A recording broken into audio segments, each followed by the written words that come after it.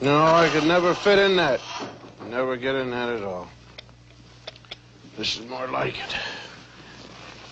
Now, what's the whitest thing you know? Whiter than the driven snow, whiter than the whites of your eyes? Sugar. Non-integrated, non-black, sweet sugar. But you see, there is a black man in your sugar. His name is Norbert Rillier. Norbert Rillier in 1846 invented a vacuum pan, revolutionized the sugar refining industry. Now, you have to dig to find that fact.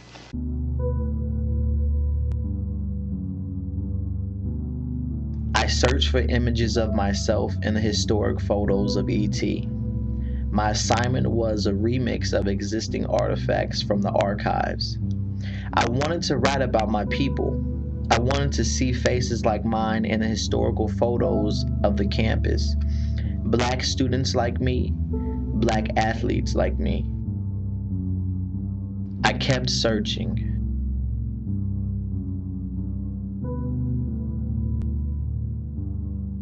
In 1889, William L. Mayo, a pioneering educator from Kentucky, established this teacher training school for the area's white farmers and their children.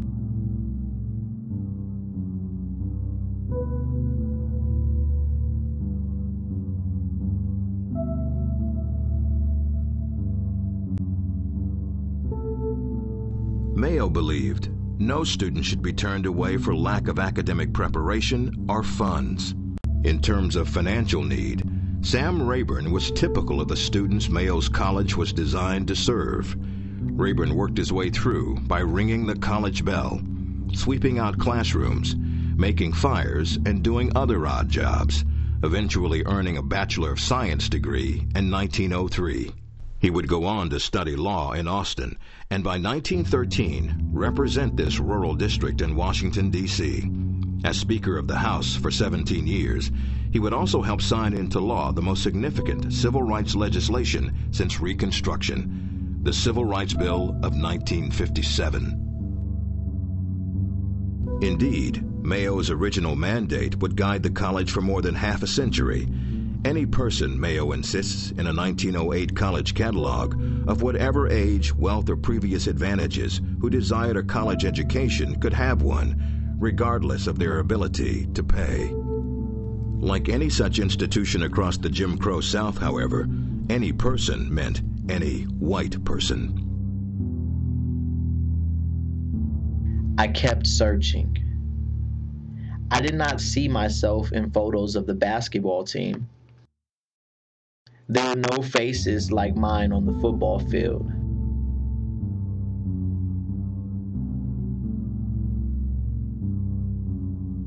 I didn't see myself in the band.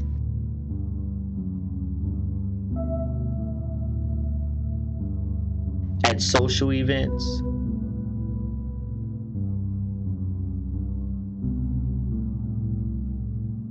In the classroom.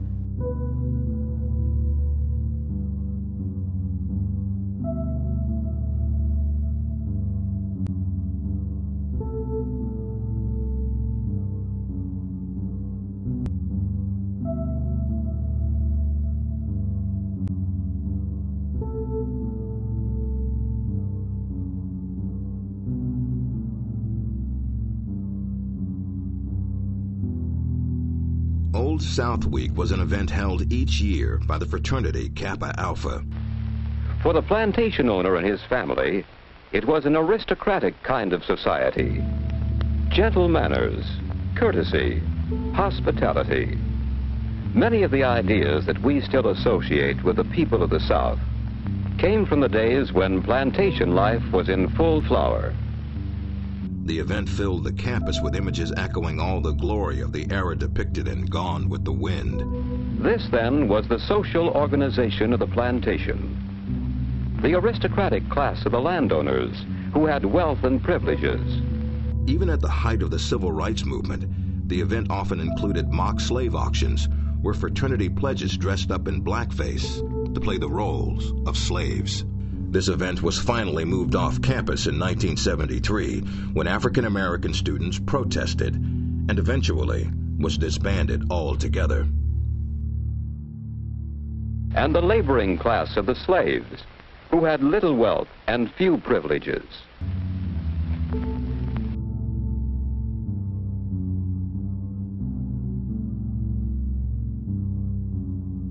Eventually, I found them.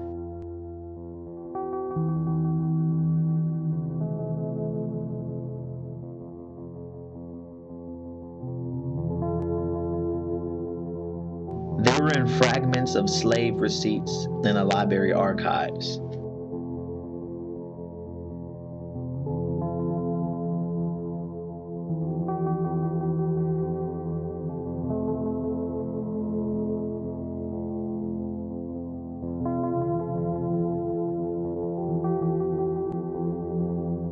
I found them in photos of cane press workers. They were in records of cafeteria workers in the 1930s.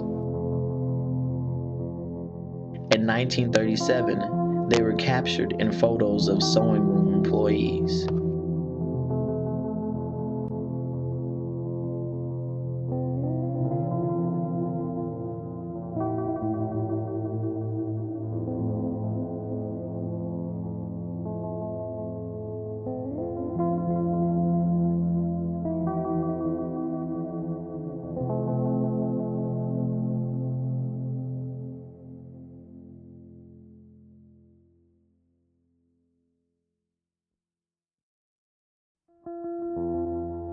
I particularly remember his attitude toward integration of the college, which he announced by saying there would never be any blacks at East Texas State Teachers College.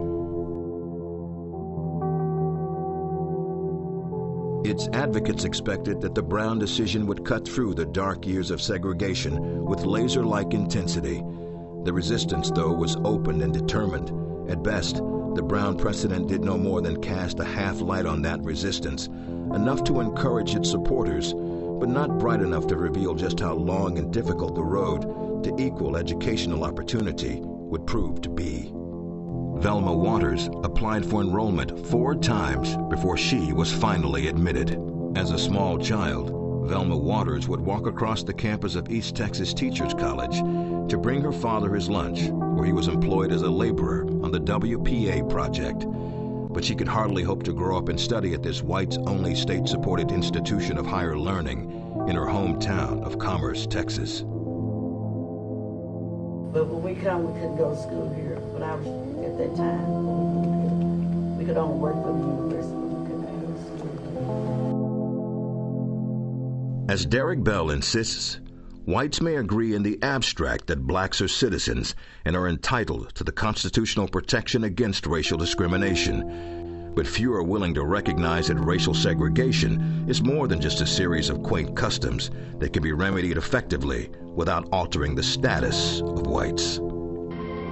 What is prejudice, and why does it exist? What do you think?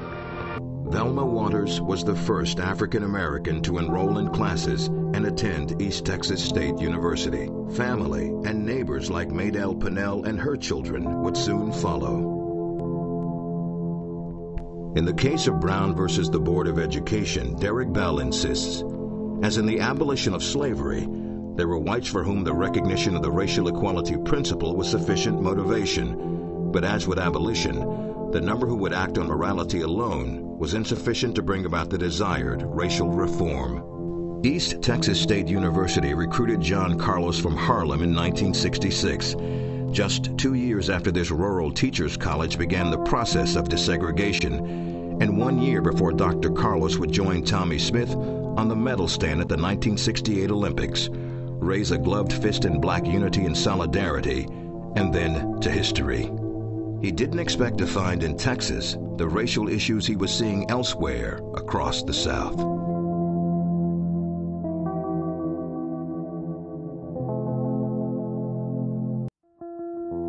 So like when I came down in East Texas State coming out of Harlem, they didn't understand me. You know, they didn't understand what it meant for me to walk off a plane and walk in and see, white restroom only, black restroom, and then walk in the white restroom, look like I could fry some eggs on the floor because it's so clean, and then walk over 25, 30 yards and see the black restroom. There's paper, water, gnats flying around. It's, whoa, I know that's not the way we live. That's not the way we live in my house.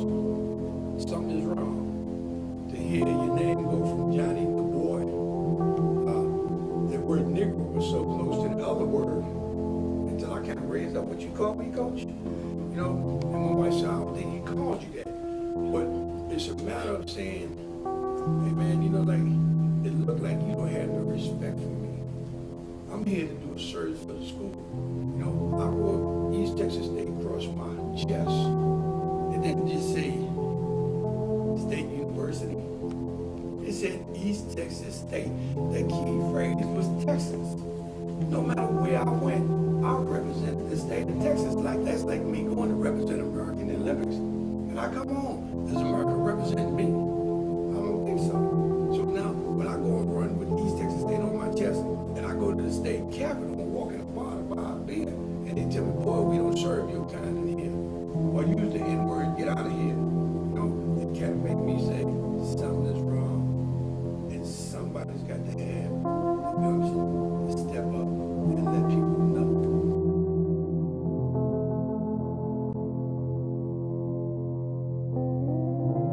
And I found out that some of my co-teammates and co-students didn't like me. And that hurt my heart. I couldn't believe it. Don't like me. No.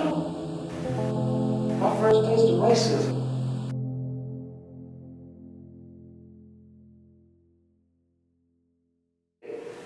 But there was a tunnel under the highway, so after practice, we'd have to run from the football field, stadium, to that tunnel because there comes a pickup truck with guys in the bed of the truck, white guys with bricks, running saying, get the nigga.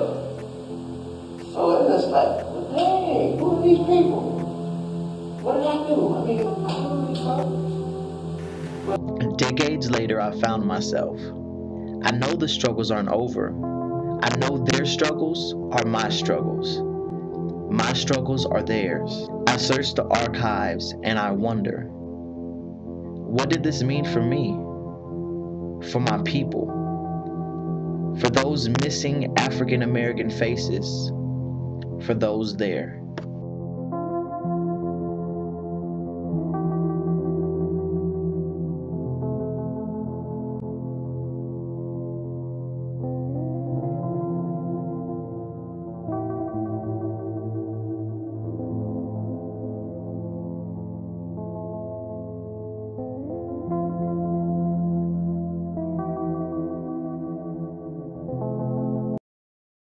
It meant change. Sometimes you just gotta go.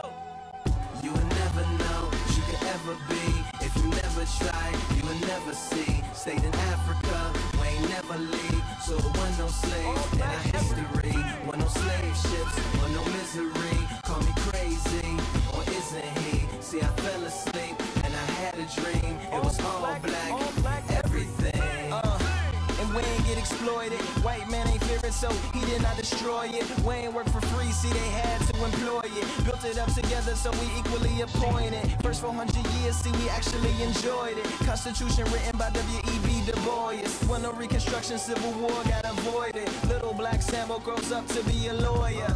Extra, extra on the newsstands. Black woman voted head of Ku Klux Klan. Malcolm Little dies as an old man. Martin Luther King read the eulogy for him, followed by Bill O'Reilly who read from the Quran. President Bush sends condolences from Iran, where Fox News reports live that Ahmadinejad wins the Mandela Peace Prize. You will never know what you could ever be if you never try. You will never see. Stayed in Africa, we ain't never leave. So there was no slaves in our history. It meant opportunity. No misery. Call me crazy, or isn't he? See, I fell asleep and I had a dream. It was all black, everything. And it ain't no projects. Keeping it real's not an understood concept. Yeah. complexion's not a contest, cause racism has no context. Hip-hop ain't got a section called conscious. Everybody rapping like crack never happened. Crips never occurred, no bloods to attack then. Matter of fact, no hood to attack in. Somalia's a great place to relax in. Fred Astaire was the first to do a backspin. The Rat Pack was a cool group of black men that inspired 5 white guys called the Jacksons. Eminem fitted in, but then again he inspired a black rapper trying to mimic him. Everything. And that's what really rose up out of Michigan. A sign of white rapper by the name of 50 Cent. You will never know what you could ever be if you never try. You will never see. Stayed in Africa, we ain't never leave. So it wasn't no slaves in our history. Wasn't no slave ships, wasn't no misery.